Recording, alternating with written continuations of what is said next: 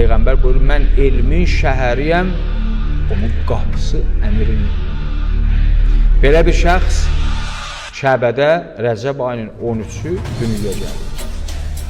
Əli əleyhissalam o şəxsdir ki, elmi ilə könülləri fəth eləyər, ədaləti ilə tarix yazar.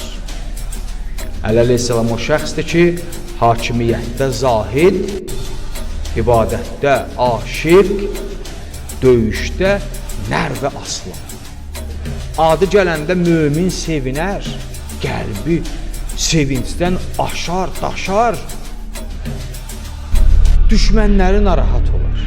Bu meyardır, Əli əleyhissalam bir ölçüsü. Haqq və batılın ölçüsü. Bəzi insanlar onun adı gələndə acığı gəlir. Bəzi insanlar onun adı gələndə daxilindən bir fərəh qalxar. Ağız dolusu şərəfdən deyər, mənim rəhbərim Əli ibn Əbi Talibdir.